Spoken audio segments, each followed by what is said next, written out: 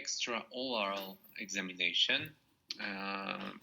Of course, it is observation of the posture and facial symmetry, facial skin examination, discoloration, eruption, swelling, examination of thyroid area, pain, and also examination of the lymph nodes of the head and neck, painfulness, cohesion, mobility, tendency to fuse with the ground.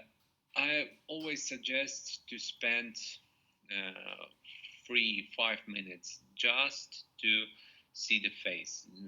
Lay down the patient and try to observe the face. If there is something wrong, then you can focus on it.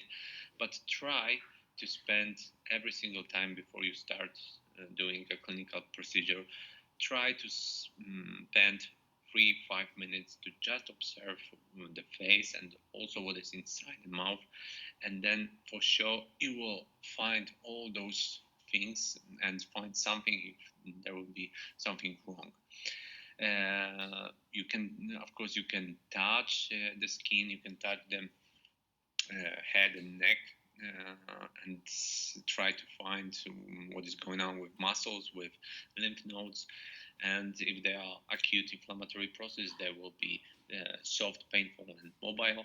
In chronic inflammatory process, cancer metastasis, they are hard, painless, non-moving, fused to the ground. Intraoral examination. The most important is, of course, to focus on the mucosa and the beginning lip mucosa, the color, moisture, thickness, development defects, buccal mucosa. Physiologically, it's pink, shiny, and smooth. Pathologically, various colors occurs of efflorescences, primary spots, papules, nodules, secondary erosions, ulcerations, abrasions. Corners of the mouth, inflammatory cracks, erosions. We can check is there everything okay with BOD, or maybe there is some problem with vitamins. Inner surface of the lips, after eversion of the lips, eruptions, cleansed transition zone, presences of fistulas, humidity. Of course, also ask your patient to take the tongue outside the mouth to try to see what is happening in the dorsal side, lateral, underside, and also try to ask your patient to take the tongue up and check the floor of the mouth. Intraoral examination, also we try to check openings of the thyroid glands. The opening of the ducts is locked at the level of the second upper molar, of course. Attach of the upper and lower lip, frenulum, and in case of pathological attachment of type 3/4 in the upper lip and type 2 with a narrowed zone of alveolar gingiva, a pull test should be performed to detect symptoms of bleaching, pulling, or detachment of the gingiva in the area of the pathological attachment of the frenulum. Of course, we need to also check oral hygiene. Before starting a periodontal examination, it is advisable to assess oral hygiene using indicators such as APA, PCR, or plaque index. Examination of gingiva condition. Examination of the marginal gingiva, attached gingiva, and gingival papilla is performed visually and by touch. Color, shape, surface, consistency, and width of the attached gingiva. By pressing, we determine the absence of bleeding or purulent exudate. We need to also check the free gingiva, garland-shaped shape, irregularities in the form of rotation, tightening, or crowding of teeth lead to disruption of the garland-shaped course of the gums surrounds the tooth, neck, to a width of 1 to 2 millimeters, forming the outer wall of the gingival cervice, and it's something about 0.1 to 2 millimeter deep. The edge of the gum between the teeth turns into the intradental papilla, filling the space between the teeth up to the contact point, and it's heard some sounds. Someone want to ask me about something, or no? It's just Teams to the contact point. So the most important of this free gingiva checking the papilla is to also check if there is a good contact point, because sometimes the patient come to your office and will tell you that feel some pain between teeth or feel pain around some teeth, and it's because there is no contact point and food going into the pocket, and after a few days, they start to feel some pain. So every single time checking the contact point is very, very important. Attached gingiva. From the gingival sulcus to the mucogingival junction, it's adheres tightly to the alveolar bone. A dotted surface resembling an orange peel, especially in young people. Under physiological condition, it is light pink. Pressure of the gums allows you to determine the absence of presence of bleeding or exudate from the gingival periodontal pocket or gingival fissure. On the picture, you see where's the free gingiva attached to that alveolar mucosa. Of course, it is obvious for you. So we are going to next slide. Examination of the wide of the attached gingiva zone. The wide of the attached gingival zone is the difference between the total wide of the gingiva and the depth of the periodontal groove pocket. The examination is performed using a calibrated probe, periodontometer. The wide ranges from 0 to 9, usually wider at maxillary teeth, narrowest at frontal canines and femorals. Wide above 1 mm is a zone sufficient to maintain optimal hygiene, lack of the dental and occlusal defects, and proper brushing. Initial narrowed zone of alveolar gingiva, congenital future.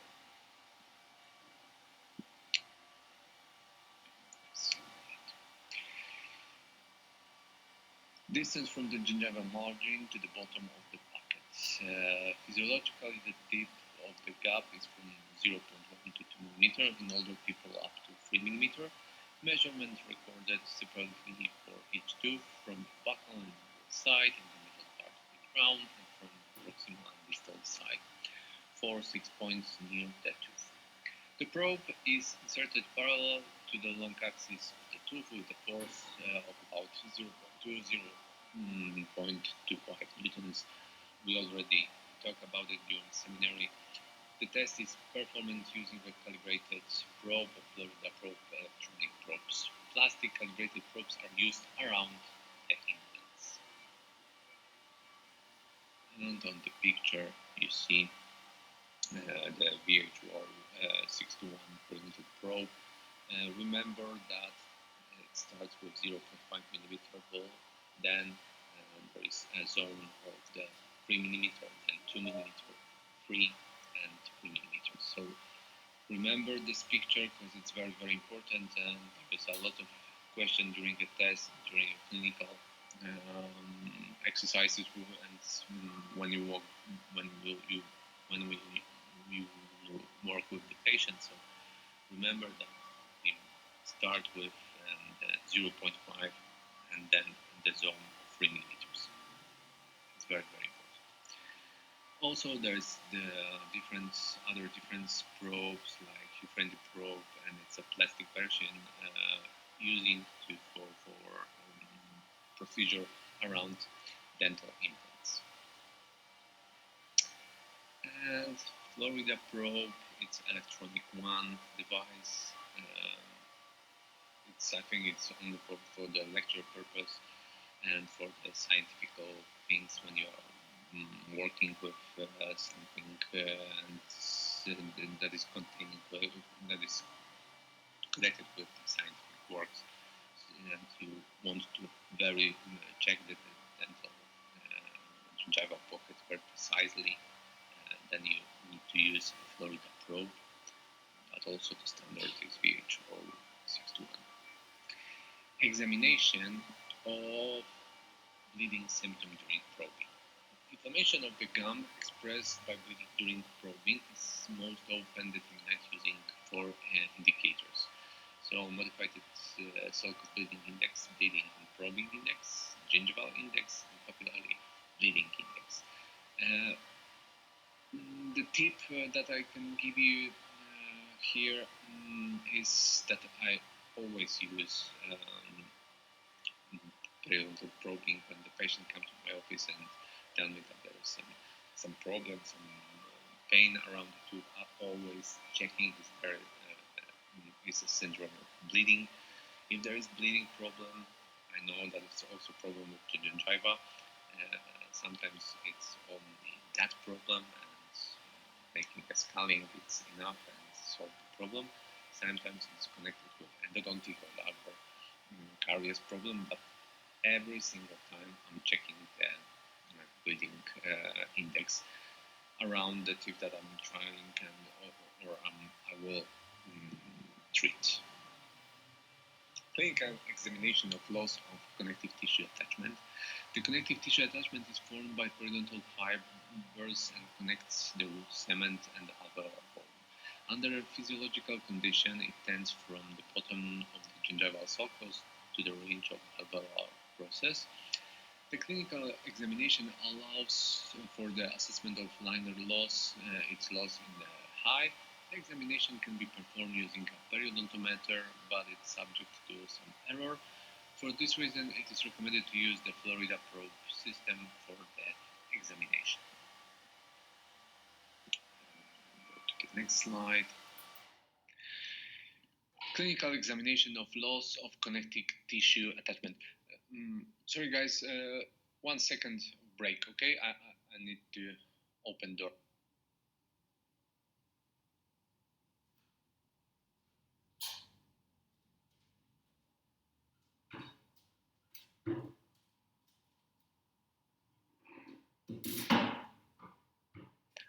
Excuse me, I come back.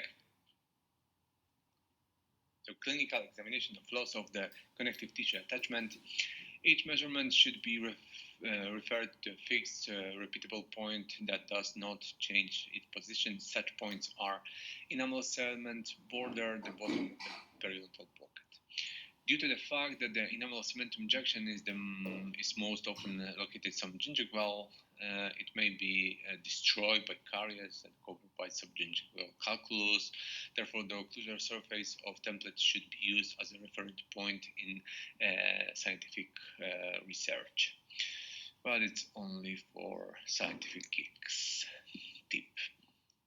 Clinical examination, we continue. Clinical loss is the distance between the bottom of the pocket determined by probing and the enamel cementum interference.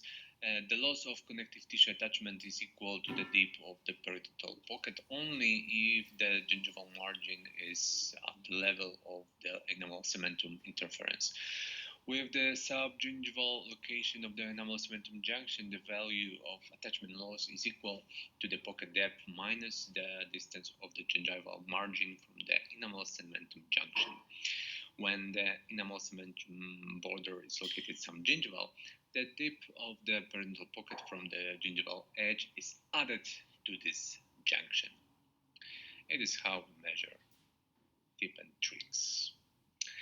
Clinical examination continue. The test can be used as a conservative tool for monitoring repair process after surgery and course of inflammation. Ongoing inflammatory process usually show loss of attachment along the tooth root, which is reflected in the liner deposition in the dental arch. So we need a few measurements to see what is happening and to calculate what is how it's going on our treatment plan. In the area of molars, in the course of advanced periodontal disease, not only the gums but also the bone tissue are destroyed, which leads to the exposure of the interradicular area and the formation of the so-called B or trifurcation. Since it is difficult to diagnose the degree of tissue damage in the interradicular area by radiological examination, the destruction of the interradicular periodontium should be additionally assessed by clinical examination.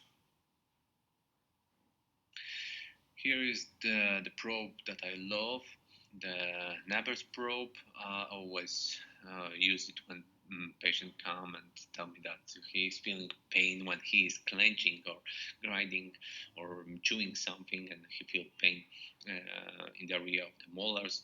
I make some radiographics photo, check what is happening, and always use Naber's probe to check the furcation.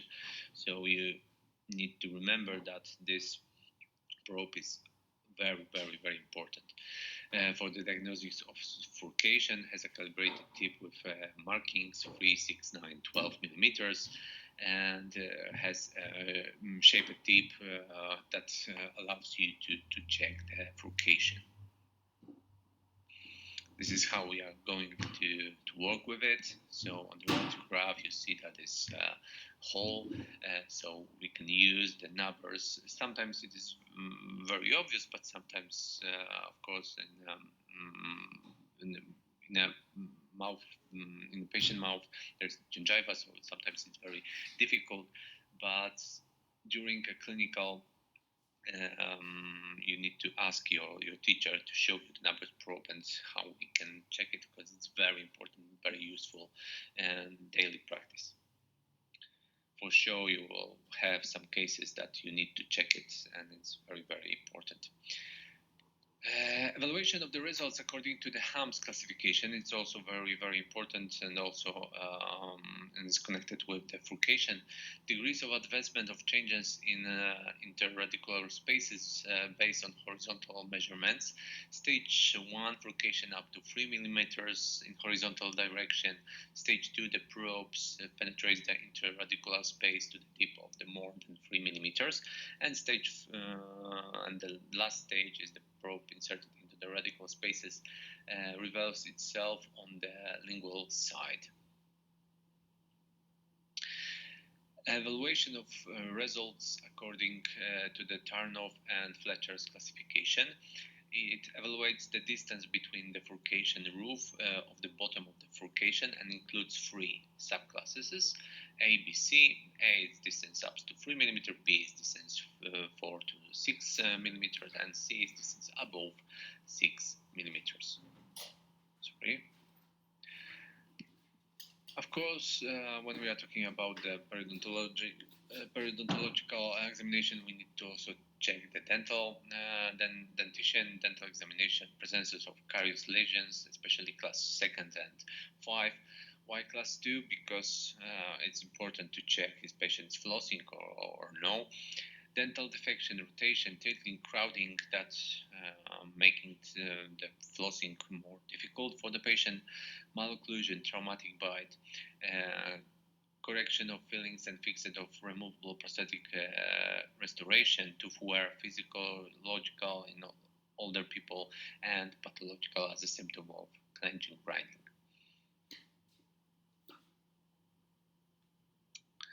We also checking the tooth mobility test, static measurement of mobility. It is performed using the handle of a mirror or probe and the finger on your hand.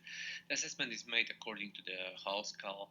The first is tooth mobility in the lingual labial buccal direction not greater than 1 millimeter.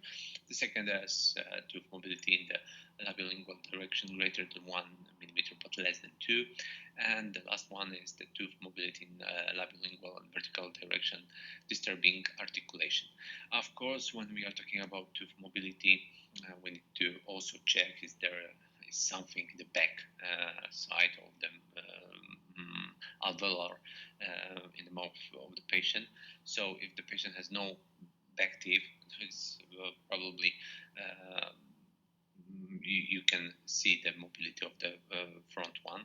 So always remember to make the prosthodontic treatment before you start treating the mobility, the teeth that are in mobility.